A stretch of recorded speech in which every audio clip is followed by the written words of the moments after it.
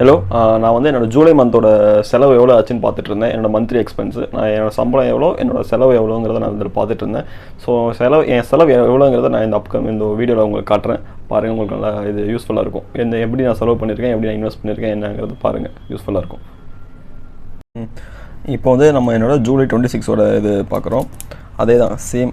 என்னோடய வீட்டு maintenance 4200, car EMI 12380, investments வந்து நான் சம்பளத்துலேருந்து போகிற இன்வெஸ்ட்மெண்ட் 15000, பாண்டுலேருந்து எனக்கு 75 ரூபா வந்திருக்கு. அப்புறம் எஃப்டியிலேருந்து ஒரு 370 ரூபா, இன்ட்ரெஸ்ட் அந்த அக்கௌண்ட்டில் இருந்த இன்ட்ரெஸ்ட்லேருந்து ஒரு 281, அக்கௌண்ட்டில் இருந்த காசுக்கு அந்த இன்ட்ரெஸ்ட்டு. அப்புறம் ஐடி இன்வெஸ்ட்மெண்ட் டேக்ஸ் மாதம் ஐடி ஃபைல் பண்ணேன், அதுலேருந்து எனக்கு 300 ரூபா ரிட்டர்ன் வந்துச்சு.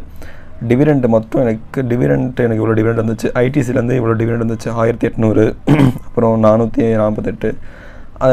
இதெல்லாம் சேர்த்து இந்த இன்வெஸ்ட்மெண்ட் இந்த இதிலேருந்து ஆரம்பித்து இது வரைக்கும் நான் மொத்தமாக இன்வெஸ்ட் பண்ணதுன்னு பார்த்தீங்கன்னா 19641 ரூபா.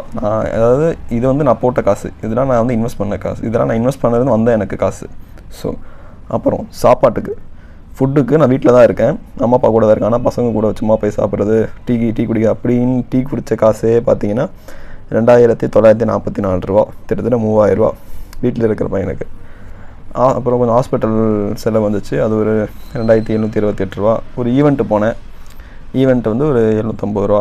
ஏசி இஎம்ஐ, வீட்டுக்கு ஏசி வாங்கி போட்டிருக்கேன். இஎம்ஐ வந்து மாதம் 10000 ரூபா கட்டுறேன். பசங்க கூட போய் கிரிக்கெட் ஆடுவேன், பசங்க கூட போய் சும்மா டர்ஃபில், அது வந்து 475 ரூபா. அப்புறம் ரீசார்ஜ் பண்ணுற செலவு 3 பேர் ரீசார்ஜ் பண்ணியிருக்கேன் எங்கள் வீட்டில், அது வந்து 998 ரூபா. டிராஃபிக் ஃபைன் 670 ரூபா பண்ணியிருக்கேன். ஹேர் கட் ஒரு 170க்கு நான் பண்ணியிருக்கேன். அப்புறம் திருப்பதிக்கு டிக்கெட் புக் பண்ணியிருக்கேன், 300 டிக்கெட். அது ஒரு இது. டிமார்ட்டுக்கு புது அக்கௌண்ட் ஓப்பன் பண்ணியிருக்கேன், ஒரு 3100 ரூபா. ஸோ இதெல்லாமே வந்து என்னோடய மந்த்லி எக்ஸ்பென்ஸாக ஆச்சு. ஸோ என்னோடய ஓவரால் மந்த்லி எக்ஸ்பென்ஸ் வந்து எவ்வளோ செலவாயிருக்குன்னா இந்த மாதத்துக்கு வந்து பார்த்து 59159 ரூபா. இது வந்து என்னோடய மந்த்லி எக்ஸ்பென்ஸ் போன மாதத்துக்கு ஆயிருக்கு. இந்த வீடியோ பிடிச்சிருந்தா லைக் பண்ணுங்கள். தேங்க்ஸ்.